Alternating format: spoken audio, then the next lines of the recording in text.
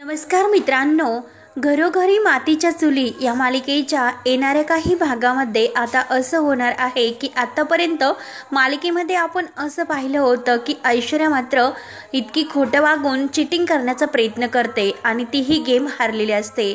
तेव्हा सर्व लोकांसमोर तिला अगदी खाली मान घालून जावे लागते आणि मात्र जेव्हा ती जात असते तर सारंग तिच्या मागे पळत असतं, परंतु सारंगच्या पायाला इतकं लागलेलं आहे तरी सुद्धा ऐश्वर्या विचार करत नाही आणि लगेच तोऱ्यात ती घरी निघून जाते।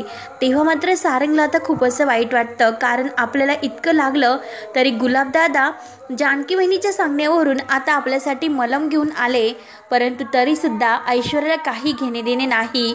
घरी आल्यानंतर सुद्धा ऐश्वर्या सारंगला काही विचारत नाही, उलट ती 1,00,000 रुपये घेऊन आणखीन त्या सुनीलला देण्याचा प्रयत्न करते आणि आता मात्र 1,00,000 रुपये ऐश्वर्या आणि सारंग या दोघांना गमावे लागणार असतात, कारण आता ही जी चूक आहे तर त्यांची चूक ही डायरेक्ट चिटिंगमध्ये पकडली जाणार आहे। आत्तापर्यंत खोटं वागून एकदा मात्र जानकी वहिनींना त्यात अडकवलं होतं, परंतु आता स्वतः 1,00,000 रुपये देऊन मात्र स्वतःसाठी खड्डा खांदतात आणि शेवटी जानकीच हुशारीने त्यांची चूक पकडते। तेव्हा आता चूक पकडल्यानंतर पुढे काय होतं आणि आता सर्वांसमोर मात्र ऐश्वर्या आणि सारंगला काय म्हणजे नेमकं शिक्षा होते आणि काय असं मुळशी गावामध्ये घडणार आहे, त्यासाठी मित्रांनो हा व्हिडिओ शेवटपर्यंत नक्की बघत राहा। तर मित्रांनो, मालिकेमध्ये आता खूप सारे गेम होतात आणि ह्या गेमचा जो काही विनर बनतात तर ते आपले जानकी आणि ऋषिकेश दादा। तेव्हा मात्र आता त्यांच्या पायावर पाय देऊन आपले सौमित्रा आणि अवंतिका हे 2 नंबरचे विनर बनतात आणि आता मात्र जितके ते खुश असतात आणि अवंतिका ही जानकीला सांगायला जाते की वहिनी आपल्या घरावर, तर आता सौमित्र काही वहिनींना सांगून देत नाही। सौमित्र म्हणतो की हे बघ अवंतिका, तू जर ऐश्वर्याला सांगण्याचा प्रयत्न म्हणजे ऐश्वर्याने जे केलं ते सांगण्याचा प्रयत्न केला, अगं तुला माहिती आहे का, अगं ती नेमकं सारंग आणि ते दोघेही नाटक करत असतील आणि ते नाटक नाही, नक्की ते आपल्याला ही स्पर्धा जिंकण्यासाठी, आणि जानकी वहिनीला जर हे माहिती झालं तर जानकी वहिनी नक्की ही स्पर्धा हरू शकतात।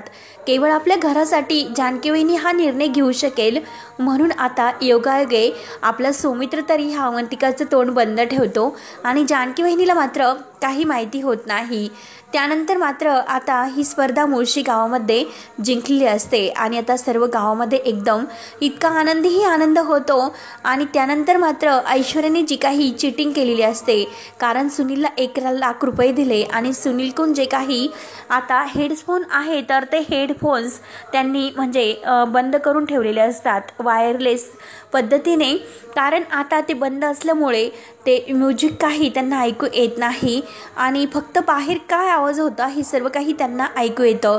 आणि आता मात्र जानकी वहिनीने ओळखलेलं असतं, तेव्हा आता जानकी वहिनी म्हणते की हे बघा सर्वांसमोर ऐश्वर्या तू चिटिंग करते, कारण हेडफोनमध्ये काय असं बोललं जातं, बाहेर काय आवाज आहे सर्व काही तुला आवाज ऐकू येतो, त्यामुळे मात्र आता तू चिटिंग करते। आणि त्यानंतर मात्र जो काही आता कडधान्य आणि भाजीपाला ओळखण्याचा गेम आहे तर त्यामध्ये सुद्धा ऐश्वर्या आणि सारंग हारतात, कारण सारंगने एक नाव ओळखण्यात चुकलेलं असतं म्हणून सारंग तोंडावर पडतो। तर ऐश्वर्याला आता सारंगचा खूप असा राग येतो, परंतु आता मात्र ऐश्वर्या आणि सारंग हे गेम हारतात आणि हा गेम हारल्यानंतर मात्र आता ऐश्वर्या इतकी म्हणजे तिला तोंड दाखवू किंवा नको दाखवू अशी तिची अवस्था होते। ती आता सारंगला म्हणत असते की शेवटी तुम्हाला जे करायचे असेल ते करा, कारण आत्तापर्यंत मी तुम्हाला खूप मदत केली होती, परंतु तुमच्या चुकीमुळे आपण ही गेम हारलो आणि ही स्पर्धा हारलो आणि 25 लाखाचं जे काही कर्ज आहे आणि जे काही ते पैसे आहे तर त्या जानकीने मिळवले। आता ते ऋषिकेश आणि जानकी आपली सुमित्रा एंटरप्राइज कंपनी आणि आपला आशीर्वाद बंगला विकल्याशिवाय म्हणजे परत ते घेतल्याशिवाय राहणार नाही। आता मात्र आपली वेळ परिस्थिती खूप अशी बदलली। तेव्हा आता सारंग म्हणतो की ऐश्वर्या प्लीज, अहो तुमच्या डॅडाला सांगा, ते नक्की आपल्याला काहीतरी मदत करतील म्हणून।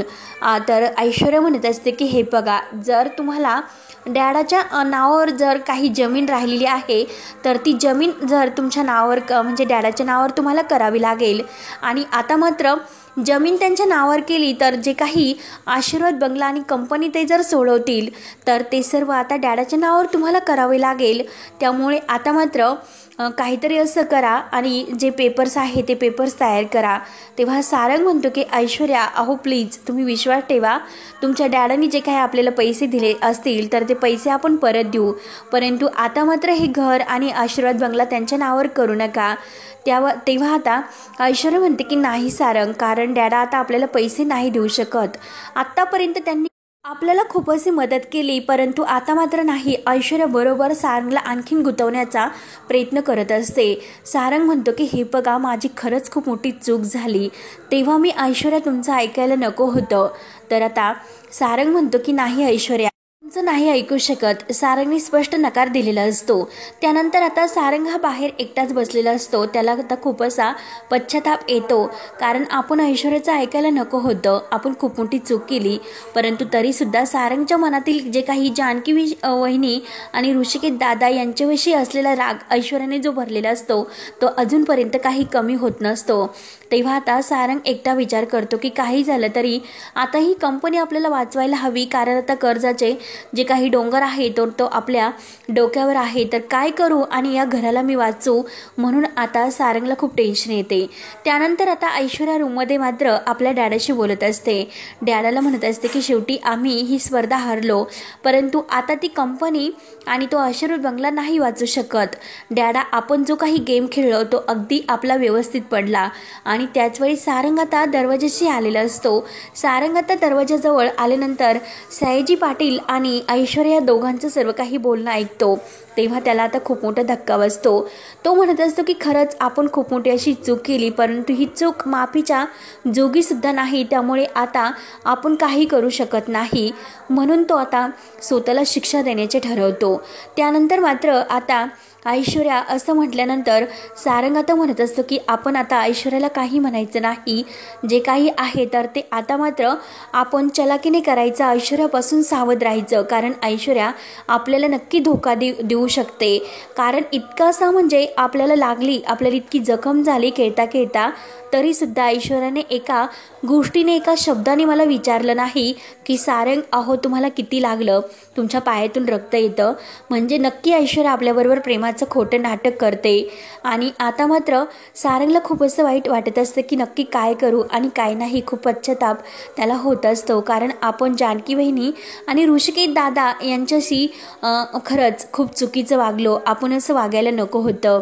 त्यानंतर मात्र आता इकडे सुमित्रा आईला तर कायम टेन्शनच आलेलं असतं।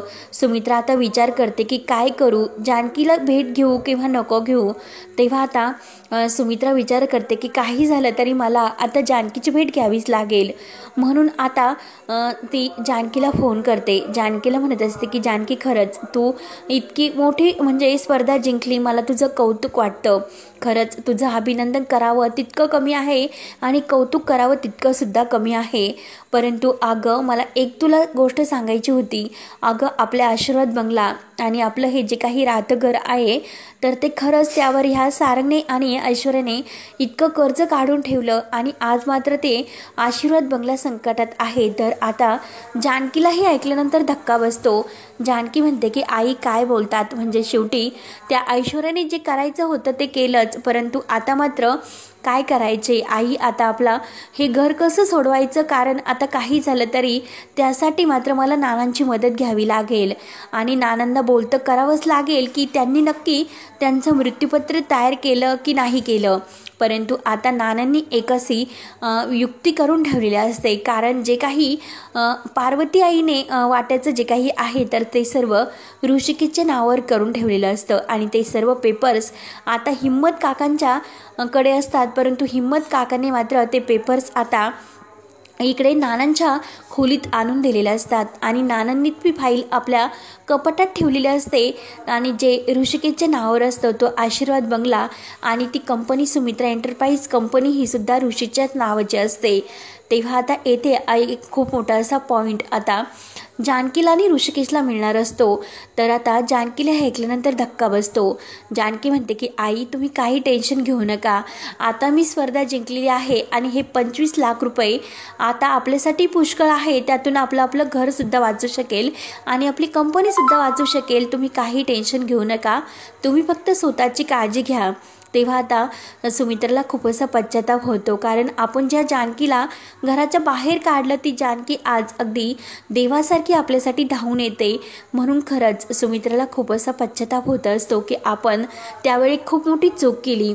तेव्हा मात्र आता सुमित्रा ठरवते की काही झालं तरी आपली जानकी आणि ऋषिकेश मात्र परत या घरामध्ये यायला हवेत आणि त्यासाठी मलाच काहीतरी असं सौमित्राला आणि जानकीला मिळून प्लॅन करावा लागेल. ऋषिकेशला काही झालं तरी आता या घरात मला आणावंच लागेल, तरच माझं स्वप्न पूर्ण होऊ शकतं.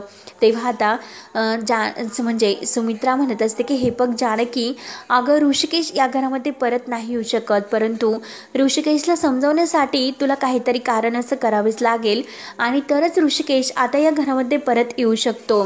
त्यानंतर मात्र आता इकडे ऐश्वर्याचं खरं रूप सर्वांनी अगदी मुळशी गावाने ओळखलेलं असतं आणि ऐश्वर्याच्या कंपनीशी कोणी आता काम करायला तयार होत नाही. सर्वजण आता तिकडे आपले जे काही ऋषिकेश दादा आणि जानकी एंटरप्राइज कंपनी आहे तर तिकडे धाव घेतात आणि आपल्या ऋषिकेशचा बिझनेस अगदी उंचावर जातो. तर आता जानकी म्हणते की ऋषिकेश, अहो आपण केवळ आई आणि नानांच्या आशीर्वादामुळे हे सर्व केलं, कारण आईंचा आशीर्वाद मला मिळाला. परंतु आता मात्र तुम्हाला एक गोष्ट सांगते, कारण आपली जी सुमित्रा एंटरप्राइज कंपनी आहे आणि जो आशीर्वाद बंगला आहे तर त्या ऐश्वर्याचं ऐकून सारंग भाऊजींनी त्यावर भरपूर असं कर्ज काढून ठेवलं. मग तुम्हीच सांगा की आता काय करायचं. आणि त्या कर्जाचे हप्ते वेळेवर न भरल्यामुळे आता त्या घरावर आता संकट येणार आहे. मग आता आपणच त्यासाठी धावून जाऊ शकतो. तेव्हा मात्र आता ऐश्वर्या इकडे प्रत्येकाला त्रास द्यायला सुरुवात करते. ऐश्वर्या आता सर्वांसमोर हे सांगून जाते की नानांना तिने ढकलून दिलं होतं. त्या दिवसापासून आता सुमित्रा आईसुद्धा ऐश्वर्याशी काही एक शब्द बोलत नसतात. ऐश्वर्याला म्हणत असतात की खरंच हीच या घरामध्ये आल्यापासून जे काही होतं ते सर्व तिच्यामुळे होते, म्हणून आता सारंगशी सुद्धा सुमित्रा एकही शब्द बोलत नसते. तेव्हा आता अवंतिका आणि सुमित्राची काळजी घेतात. आईंना म्हणतात की आई, तुम्ही टेन्शन घेऊ नका, आम्ही आहोत, आम्ही सर्व काही व्यवस्थित करू. जानकी वहिनी आणि ऋषिकेश दादा यांना परत आपल्या घरामध्ये आम्ही मानाने घेऊन येऊ, पण त्यासाठी आई या ऐश्वर्या आणि सारंग या दोघांना मात्र धडा शिकवायला हवा, कारण आता स्पर्धा तर हारले. आता त्यांना कळून चुकलं की आता आपण काही करू शकत नाही, कारण जे काही आहे तर ते त्यांच्या हातून काहीच होणार नाही, कारण एकतर कंपनीसुद्धा गमावली आणि ऐश्वर्याने नानांना ढकलून दिले हे सुद्धा सत्य तिने तोंडातून सर्वांना सांगितले. मग आता मात्र यापुढे ऋषिकेश दादा आणि जानकी वहिनी यांना या घरामध्ये आणायचेच. आता ऐश्वर्याला घाबरायचं नाही. एक वेळ अशी झाली तरी चालेल, या ऐश्वर्याला घराच्या बाहेर जावं लागलं तरी चालेल, परंतु आता आपले ऋषिकेश दादा आणि जानकी वहिनी अगदी या घरामध्ये परत यायलाच हवे. आता सौमित्रा आणि अवंतिका ऋषिकेश दादा आणि जानकी वहिनी या दोघांना घरात येण्यासाठी आता जानकी वहिनीसोबत एक प्लॅन करतात. म्हणजे त्या प्लॅनप्रमाणे आता काही झालं तरी ऋषिकेश दादाला मात्र आता या घरामध्ये परत हक्काने घेऊन यायचं. तेव्हा आता सुमित्रासुद्धा त्यांच्यामध्ये सामील असते आणि आता ऐश्वर्या मात्र अगदी की ररकुंडीला आलेली असते की काय करू आणि काय नाही. तर जानकी आता ऋषिकेशला खूप काही समजावते की ऋषिकेश प्लीज, अहो ते आपल्या हक्काचं घर आहे आणि आपण त्या घरात गेलो तरच मात्र तेथे आता जे काही झालेले आहे तर ते आपण दुरुस्त करू शकतो, नाहीतर आपलं जे काही आशीर्वाद बंगला आपल्या नानांचं स्वप्न आहे तर ते नानांचं स्वप्न आता अधुरं राहील. प्लीज तुम्ही नानांसाठी तरी त्या घरामध्ये चला. आणि तेव्हा मात्र आता नानांना सर्व काही समजतं आणि ऐनवेळेस नाना आता कपाटीतील जे काही आपले पेपर्स आहेत ते पेपर्स काढतात, सुमित्राच्या हातामध्ये देतात आणि ही आता जी काही मी म्हणजे ऋषिकेशच्या नावावर प्रॉपर्टी केलेली आहे त्या प्रॉपर्टीचे हे पेपर्स, म्हणून नानांनी अगदी जपून ती फाईल ठेवलेली असते आणि ऐनवेळेस ती फाईल त्यांनी काढून आता सुमित्राच्या हातात दिलेली असते.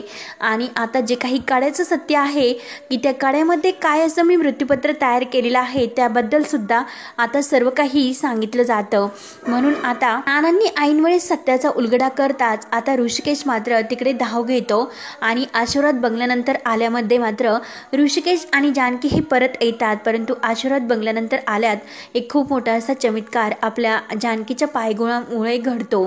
कारण आता इतका त्यांचा चमत्कार होतो की नानांना चक्क आता वाचा फुटलेली असते. नानांचा जो काही त्यांना अगदी ते बोलता येत नाही, परंतु नाना अगदी ठणकावून बोलायला सुरुवात करतात. आणि आता मात्र ऐश्वर्याची पूर्णपणे बोलती बंद होते. तिला असं वाटतं की आता या घरामध्ये आपलं काही खरं नाही. नानासुद्धा आता बोलायला लागले आणि आता हे जानकी ऋषिकेशसुद्धा घरात आले. तेव्हा आता ऐश्वर्याला पूर्णपणे आता अशी उतरती कळा लागलेली असते. पूर्णपणे ती घाबरते आणि टेन्शनमध्ये असते.